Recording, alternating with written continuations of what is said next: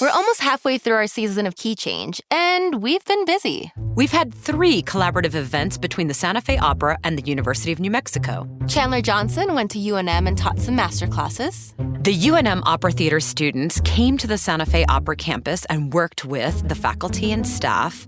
And finally, the Santa Fe Opera Young Voices came to the UNM campus, and we all got to collaborate together in master classes and more. So what do you think have been the highlights? I would say that I have 2 big highlights. On the day that the UNM students came to the Santa Fe Opera, they just talked about how amazing it was to work with Chandler on their repertoire and figuring out what they should be singing for auditions, and working with Amy in the masterclass. Lots of highlights there. And then the day that the Santa Fe Opera Young Voices came to UNM, it was wonderful to see the Young Voices singers and the UNM singers and students collaborating and working together, having lots of side conversations and just having some real interactions together. I thought that was really beautiful. For me, watching the Young Voices and your students collaborate and really getting to see that pipeline at work that we talked so much about last season with the Young Voices alum in your university voice program. Yeah, absolutely. That moment when the Santa Fe Opera Young Voice alums stood up, who are now studying voice at UNM, and they were able to take questions and really talk to the current Young Voices. That was a really beautiful moment.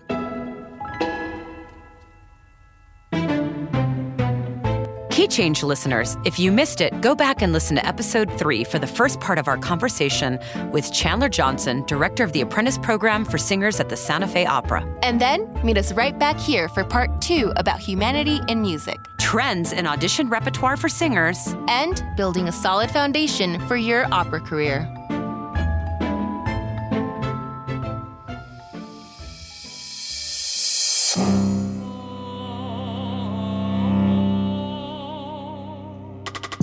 Have you ever wanted to know how an opera singer prepares on performance days? Or what it's like on the other side of the audition table? Or how to find the courage to take more creative risks in your own life and work? I'm Anna Garcia with the Santa Fe Opera. And I'm Olga Perez Flora with the University of New Mexico. And in Season 6 of Key Change, we're pulling back the curtain to reveal what it takes to build a rewarding and sustainable career in opera. Illuminate just what can happen when you build meaningful partnerships with incredible collaborators.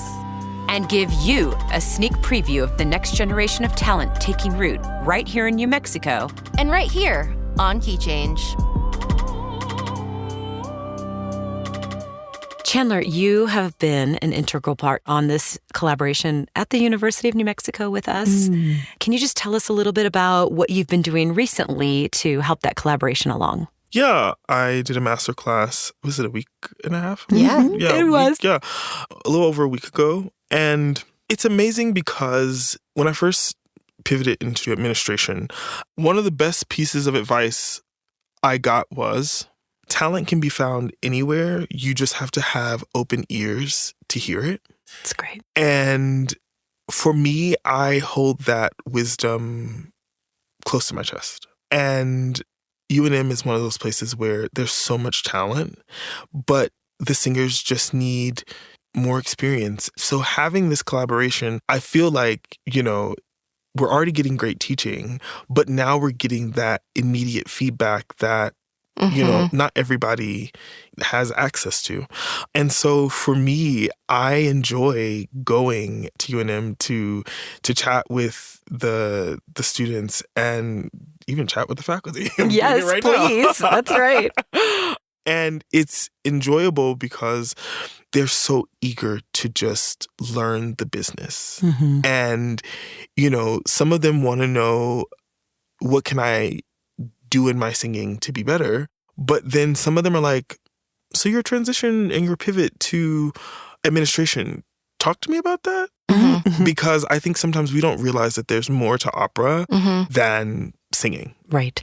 I can say I definitely was one of those people.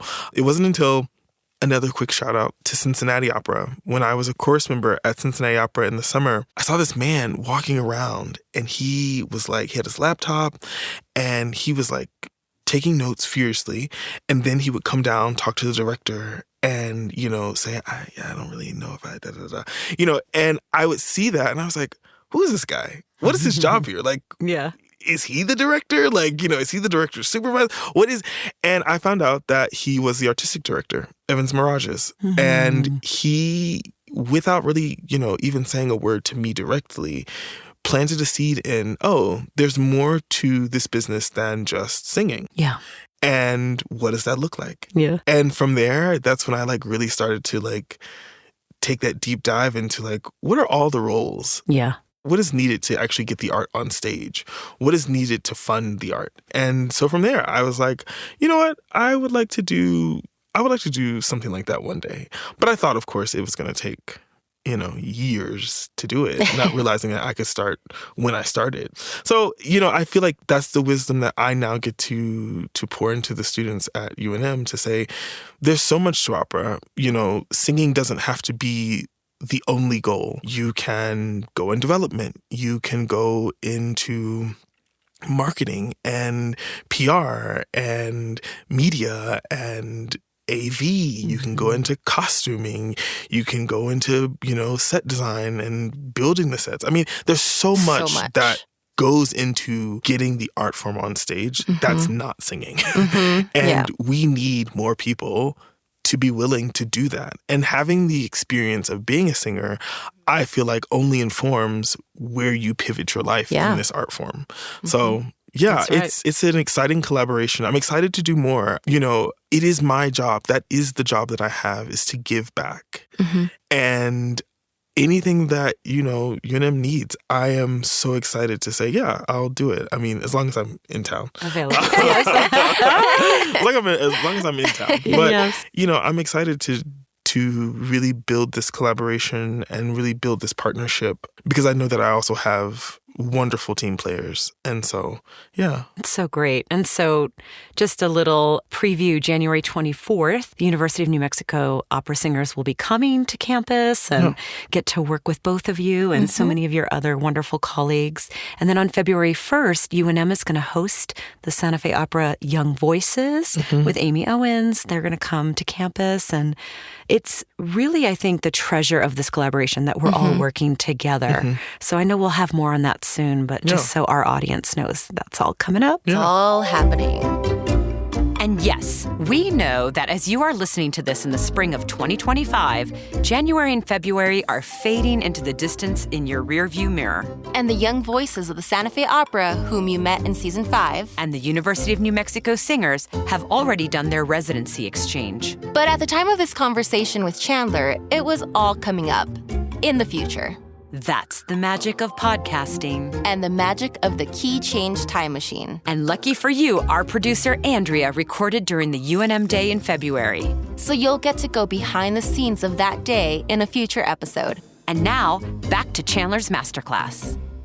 I just want to pivot really quickly. I was able to be a fly on the wall during one of your master classes that we had with the UNM Voice students. And I have to say, it was my first time being able to sit in with you, Chandler, in the room and just seeing what you do best. The students gravitate towards you. You have such a special connection when you're working in that capacity. And they just, I loved seeing and hearing all the advice you're getting. And they were just like, it was really special. They were soaking it in, They were I think. soaking it in. They were starstruck, too. Yeah. I was starstruck. Me too. And I clock in with this guy. We're the Chandler fans. Yeah. That's very sweet. But when you opened up for questions at the end of your class, I think one of the students was asking, what are some qualities you look for in a singer? And you spoke about it. It was just humanity and being relatable. And I just thought that was really sweet that you were able to bring that, because I think that's such a special thing to hear from somebody like you. Yeah. And something that I think they'll carry on with them. Yeah. I mean, again, I go back to humanity in singing is the way that this art form survives. So when I got my start in figuring out if I even liked opera, it wasn't an opera that I watched. It was the Requiem. It was Verdi's Requiem. And because I was a choir kid, I had already done most of this text, singing in the Maryland State Boy Choir, Atlanta Public Schools Honor Choir, the Baltimore County Honor Choir, the State Honor Choir. This Requiem text was not unfamiliar to me. But hearing Leontine Price sing Libera Me was the most breathtaking thing. And I didn't hear it live. This was like a DVD. Mm-hmm. And like it finished. I ran downstairs. I was like, Mom, Dad. I was that dramatic as a kid. Mom, Dad, I've decided that I want to pursue a career in opera. Aww. And they were like, okay. Like, well, okay. And I was like, no, you have to know why. And so then I bring down my laptop and I say, watch this with me. And, you know, it hit them in their own way. But for me, I can go back and watch that video now and just get really just verklempt because I just get so emotional hearing Verdi's music, but hearing the Requiem in particular. But even in the Requiem, there was humanity in that. Mm-hmm. You know, my soul connected to what she was saying, my soul connected to the sounds. And that, I think, is, again, what makes opera so special. Mm. It's an outpour of what's in you. And so when I say, you know, bring that human experience to the table, that's what I mean. Like, you know, I'm not saying you have to like list everything that has ever happened to you in your life. I don't mean that. Mm-hmm. But I mean, go to a place with your character, go to a place with your singing where it can be an understanding and a knowing that you have lived this life. Mm-hmm. You know, Gilda doesn't have to be something that's so far away from a soprano to sing. Right. We all know what it's like to be in love for the first time. Sure. To see that cute person that we're like, that cute person shot at me. And, you know, and for Gilda, it's like it happened for her in church. Yeah. For a lot of us, it happened for us in church. You know, it's like we know these places, we know these scenarios, we know these things. And so it's like, don't make her to be something more than just a young woman in love. That's who she is. That's right. You know? And the Duke is who he is. We've seen examples. We might not be the Duke ourselves, but we've seen examples of, you know, men who act like that. And, you know, we've seen examples of protective fathers who really just want the very best for their children. And sometimes it can look overbearing. Sometimes it can look, you know, one-sided. But we know these characters. And so I don't know why I'm stuck on Rigoletto, but, you know, it's like we know these people. Yeah. And we don't have to go too far to make it, you know, believable. Mm-hmm. You know, it's like, these are real people. I got chills when you talked about it being the Verdi Requiem because Jamie and I just sang the solos in the Requiem in L.A. with the Terezin Holocaust survivors. Mm. And it's for those who don't know, this is something, I think it's been produced 28 to 30 times.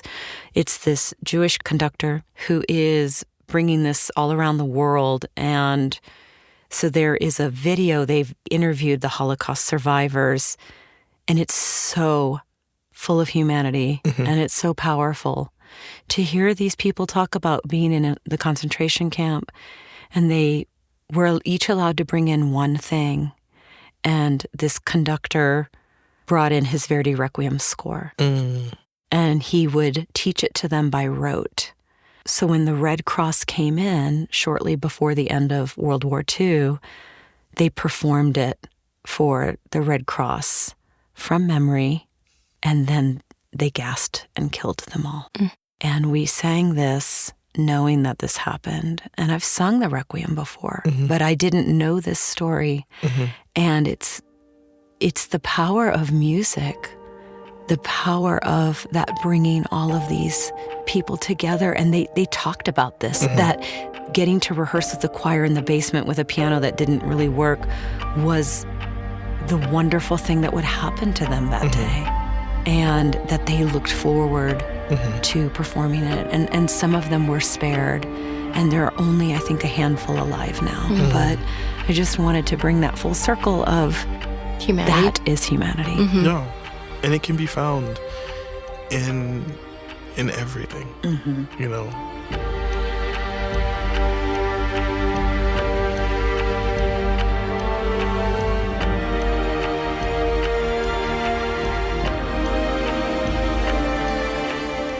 Thinking back to that masterclass that I attended at UNM with Chandler, I thought one of the questions the students asked was very interesting. Trends in aria packages.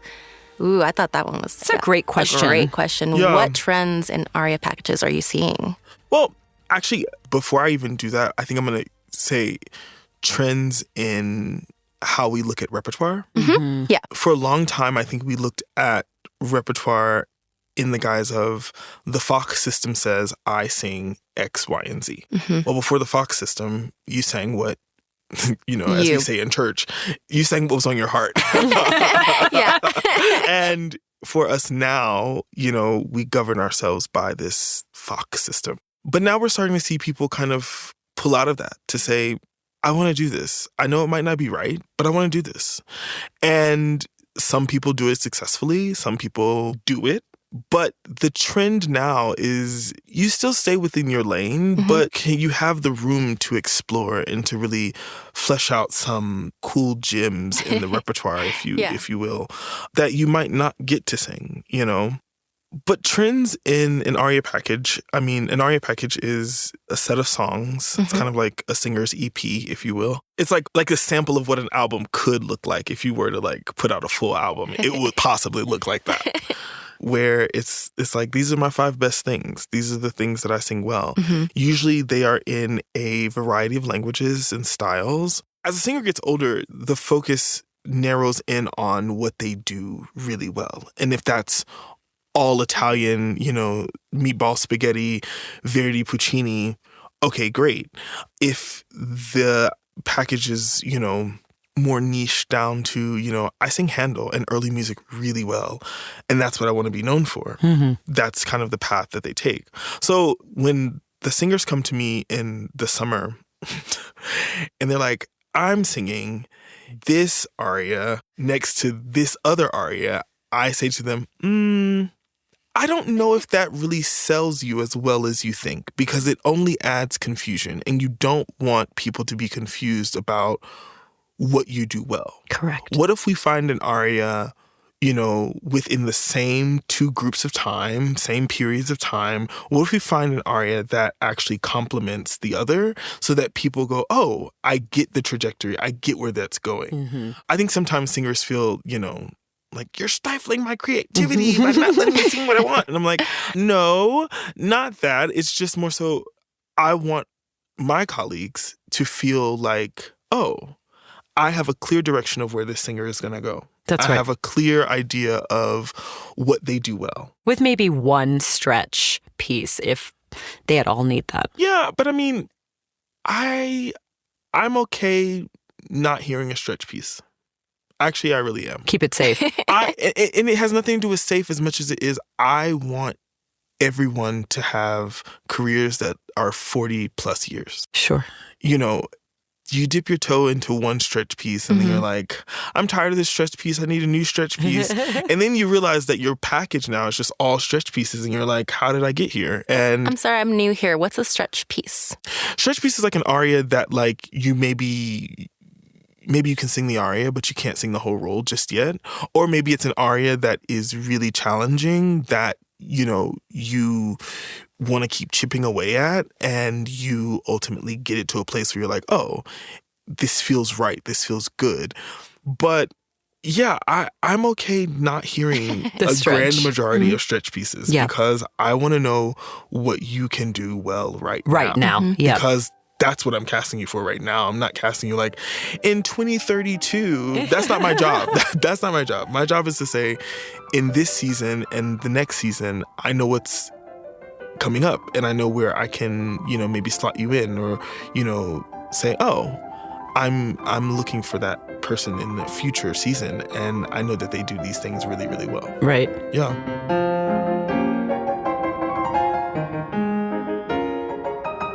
We have 2 questions here that I love going back to the audition process. Okay. So one is, can you recall a most memorable audition? And also an audition faux pas that maybe could be a fun and yet anonymous story. I don't know if this is going to sound really There's no memorable No auditions. memorable. No. There are memorable auditions, but I don't think I've been in the game long enough to have a story that won't be someone's like, you're talking about me.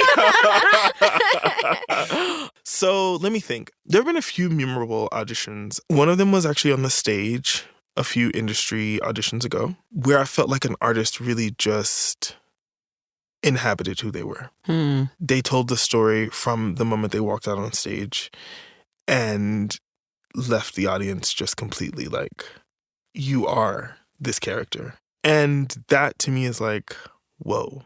There is a story from this season that I feel comfortable sharing. I won't share the name, but I will share the story. Okay. A singer walked in, and I had been following this singer for a bit. And this singer goes to a really well-known institution. And, you know, sometimes when singers go to well-known institutions, there's this hype around them that like, oh, because they go to this school that they're da-da-da. Well, the singer comes in, and I'm already like so excited.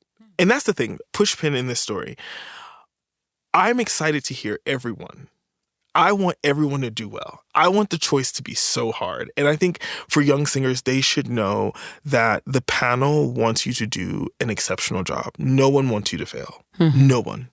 And it is exciting when you rise and meet, you know, your own standard, your own occasion, when you rise to the occasion.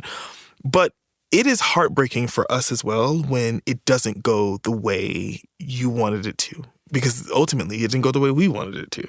So that's my, you know, one of my notes to singers is take peace in knowing that, like, we're rooting for you as well. Like, you have panelists on the other side of the table really cheering you on. I like that. Taking the pushpin out of my story, All right. getting back to the story. So I'm already, like, beaming with excitement. And the singer announces what they're going to sing. And I was like, oh, okay. Not what I wanted to hear, but I was like, okay. Maybe halfway through, I said, oh, you shut me up, because it was amazing. It was so good. And everything I talked about, humanity, artistry, you know, it was just there. Then we asked for a second piece, and that went very well. But then I saw that the singer had a piece from my favorite opera, and I won't say what my favorite opera is now. I don't get to say that because, you know, but they had a piece from my favorite opera, and when I tell you, it like just stopped me and suspended me in time, because I was like, oh, that's it. That's the one. it. That's that. And so for me, it was one of those things on the audition tour, I was just like, I couldn't get this person out of my head. And I couldn't stop thinking about, yeah, all the pieces that this person sang may be a little too big for them right now. But this person had the maturity to really sell all three of these pieces. And we made this person sing all three, top to bottom. Nice. And, you know, usually that doesn't happen in the room because we only get about 10 minutes to audition. Right. And so, you know, asking for a third piece in that instance was, you know, for me, the seal of, yeah, this is right. And not only do I believe in this artist, I think we need to like make sure we elevate this artist. A great story. And I'm excited because it sounds like we're going to hear the singer potentially You this will. summer. You will. Good. You will. You will. I don't want you to tell me who it is. No, I won't. I'm going to guess. I won't. I won't. We'll talk again in Yes. August. Yes, exactly. No, this year's class, I have to say, they're all so unique. They all are on their own path, which is very exciting. But all of them bring something unique to the art form. Whether that's storytelling, whether that's the timbre of their voice, whether that's the things that they like to specialize in, they're all very special. And I'm excited to work with this class and then present them to the industry. Yeah. It's exciting. Love Yeah. that. I hope That's to be there special. for Industry Day. Yeah.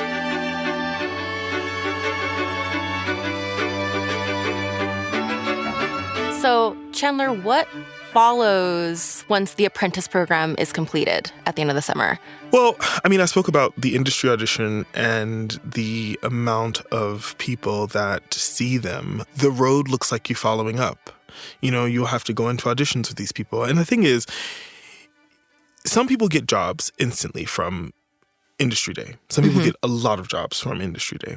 But some people, this is their first time meeting most of this industry. So it then looks like, following up with more auditions and these people saying, I'm really interested in you and I saw you in Santa Fe. I have a star next to your name. I'm so glad you came to audition. Let's actually hear something I didn't hear in Santa Fe. And then it might be, I'm really encouraged by your singing and I'm really rooting for you. This isn't the right year, but let me hear you again next year. They come back next year continuing to improve on things. And then it's like, yep, that did it. So it's one of those beautiful moments where for some of these singers, especially the older ones that have been through young artist programs, this is the place where they feel like I'm finishing. Like, this is my finishing place. And so they're the ones that usually walk out with, couple contracts, maybe an agent, this place kind of seals the deal for them. And then for some, like I said, it's their first real introduction to the industry at large. And the conversations around them are really special. I mean, there was a young singer, very young singer, who came from, like a state school. And that singer made a real introduction to the industry, so much so that people were like, we can't do anything with you right now, but come to us in 3 years and we will have a serious conversation about, management. We'll have a serious conversation about, your life after this. Do you want to go to Germany? Do you want to go, to a big young artist program? This person came back to me and was like, my head is spinning because I have so many people talking to me about my future, but like, I just got to make sure I get to school on time. Yeah.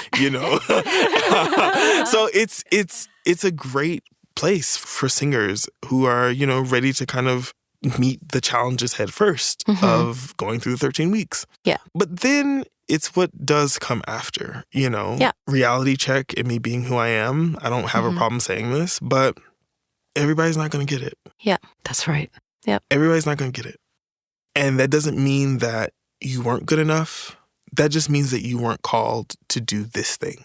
But what you are called to do could be something that you had to go through this first. Just like me being a singer and me saying singing was my path to get to this place. Yeah. I had to go through that in order to sit here. So, I'm a firm believer in your path is already designed for you. You just have to stay the course. And for a lot of singers, especially now, it takes longer. It takes a lot longer. There aren't the 18-year-old stars anymore who, go and sing Lohengrin one day and then, go sing Lady Macbeth the next. You don't get that anymore. It might take you a while to sing the repertoire that you're truly designed to do. Or you might realize that, like, you know what? I'm really good with people and I'm really good with giving instruction. Maybe I want to go and become a teacher. I've always been curious about the other side of this business. Maybe I want to be an administrator, or maybe I want to be a manager, or I'm really good with my hands and I love being creative. I maybe want to go and, talk to people in production and see where my skill sets lie. Or, honey, I don't have a single problem asking people for money. So let me become, development director. Yeah, exactly. So it's like everybody's path in this is so unique. But, I think it's our job to support as long as we can and support with whatever we can. And then it kind of evolves into your life is your life. And, I look back at our list of alumni who have gone on to have fantastic careers. But then I also look at the list of alumni who have forged new pathways in this industry. And it's like, wow, that's also very encouraging, Yeah. I love that.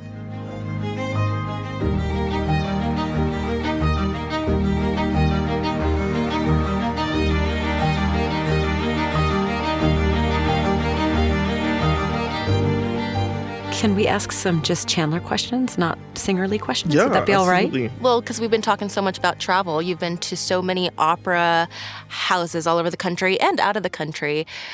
What's your favorite? Do you have a favorite? This is a very exciting question. Yes. Yeah. Yeah. Can you tell us? Yeah. I'm shocking myself, I guess, with these answers. The Santa Fe Opera is actually one of my favorite opera houses. It is so beautiful. Special, yeah. Like, I know I work there, and I probably should not let it be the first answer, but it is. It honestly is. The second would probably be the Berlin Staatsoper. Ooh. It's so beautiful. It feels like the appropriate size. It's very majestic, but also it's, I don't know, it's something about it. I really enjoyed that house a lot. And the production I saw was just absolutely beautiful. What did you see? What'd you see? I saw Strauss's Daphne, and it was just chef's kiss. Yes. Yeah, truly. You know, I will say I do like a smaller sized house. It makes for more intimate storytelling. You feel a little bit closer to the performers. You feel really a part of the story. You know, another favorite house is the Bavarian State Opera House. That was really beautiful. And the productions I saw, it's a little bit bigger than Berlin. But it is still so, feels quaint. You know, it feels like you can be a part of the story. You see what's happening right there. Yeah, I would say the German opera houses are where it's at. Oh, yeah. I have to go see some more. I need to go to Italy and really You do there. need to go to Italy. But yeah, I really enjoyed the German opera houses, and I love that. yeah.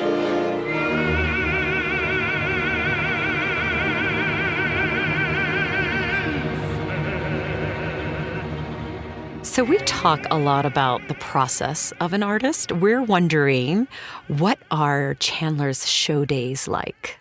What's a show day like for you at Santa Fe Opera? Maybe like an opening. I'm working. But are you like getting cute and working? No. Yes. I am running up and down the hill, making sure artists get gifts. I'm checking in backstage. You know, a big part of this job is also, you know, the relationships with our patrons. And so last season I was asked to be a lecturer for the pre-show dinners. And that was scary, and I can tell you. Yeah. But it was also really fun because that slowed down my show day prep, because people were like, I want to talk to you about this. Explain this idea, explain this concept, explain what you're meaning. And it was so fun. And then as I'm walking up the hill, people were like, oh, great lecture. I meant to ask you about this one thing. And And you're like, so I gotta go. Yeah, exactly. So that was added to my plate as far as like what my pre-shows look like. But then, you know, also chatting with some of the board members and some of the seasonal patrons who come every year. And it's so fun to hear what they've been up to. And they're like, what have you been up to? And where have you been? And, you know, what did you see this season? And we always compare stories about what we saw this season. And, you know, did we like it? Did we not? Were we intrigued, but not enough? Or were we intrigued, but we had to go back? You know, it's fun. So that's kind of what my pre-show days look like. And then I do look nice. I try to look nice. Yes, well, you always look nice. I try to look nice. You're always dapper. So for those that don't know, one of the benefits at the Santa Fe Opera that we have the special preview dinner that takes place right before the opera. It's a buffet dinner. There's a bar available. You have your drinks. You have your time. And then right when you're reaching for the dessert and the coffee, we have a presenter talk about the opera that you're about to watch. So it gives you a little preview of the rest of your evening, essentially. So yeah, and as someone who, I think this summer was my first time, it is really fun. I really enjoyed it. I love it to come to the opera and then the dinner's there for you and you have a nice meal and listen to someone talk about the opera. And we would run into old friends and make new friends and then walk over and see the opera. It was great. It's also a very beautiful setting that you're having this dinner at. It's right on campus next to our administrative offices, and a lot of people don't discover that section until either they get their 9 to 5 at the opera or they have the dinner. So it is quite special. The garden is beautiful, especially during the on-season. So, yeah. Yes, very, highly very recommend. Yeah. Book your tickets now. Note to listeners, if this is sounding a little like a commercial for the Santa Fe Opera preview dinners, that's because we want you there. So, if you can wave a magic wand and change anything about opera, what would you change? Nothing. Opera is so special, and it's so unique. I don't want to change this industry at all. Like, people are like, what about this? What about that? What about this? What about that? And my answer goes back to my answer today. If we keep humanity in this art form, it will survive. It will carry on for centuries. I think that it's when we try to make it something that it isn't. Yeah. That's when people get lost and they go, okay, am I seeing Broadway or am I seeing, what am I seeing? Opera is opera. We can't be afraid of that. And we can't be afraid to advocate for opera being opera. That's what it is. I use this analogy all the time. Golf. People love golf. My dad watches golf when it's on. Mine too. Yeah. I'm going to be honest. Golf is really boring to me. It's so boring. It's so boring. And I'm actually gonna poke the bear and say this to you. People have asked me, do you want to go snowboarding? No, girl, I don't want to go snowboarding. Yeah.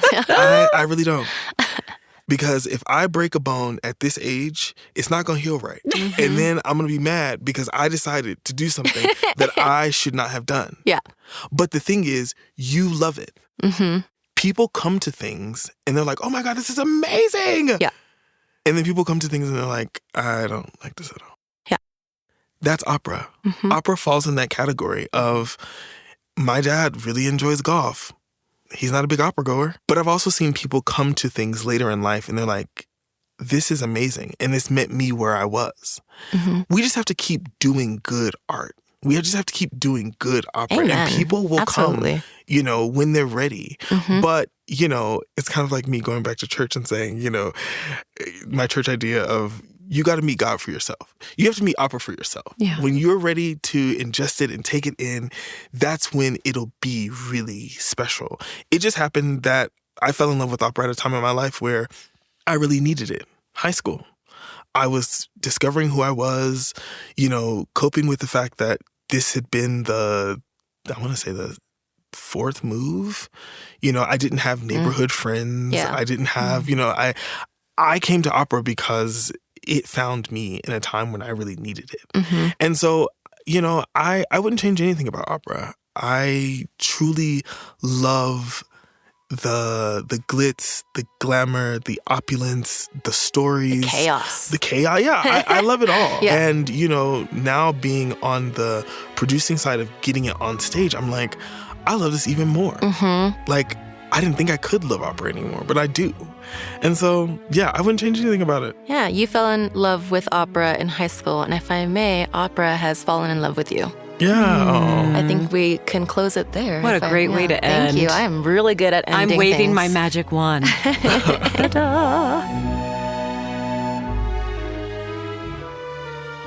Next time on Key Change. My colleagues. Tenor James Flora and vocal coach, pianist, conductor Kristen Ditlow from the University of New Mexico.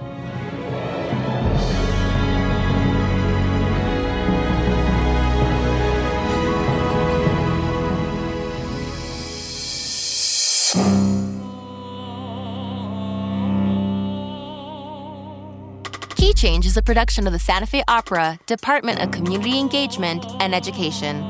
We are produced and edited by Andrea Klender at the Creative Imposter Studios. I'm Anna Garcia. And I'm Olga Perez Flora. Our audio engineers are Colin Ungerleider and Cabby at Cabby Sound Studios in Santa Fe. Technical direction by Edwin R. Ruiz. Production support from Alex Riegler. Show notes by Lisa Witter. This podcast is made possible due to the generous support of the Hankins Foundation, principal education sponsor of the Santa Fe Opera. To learn more, visit us at santafeopera.org/keychange. And follow us on Instagram, Facebook, and YouTube at the Santa Fe Opera.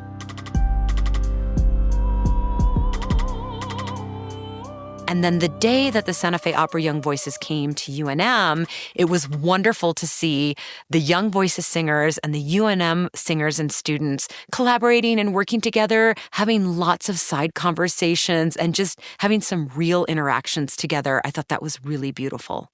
You took the words right out of my mouth.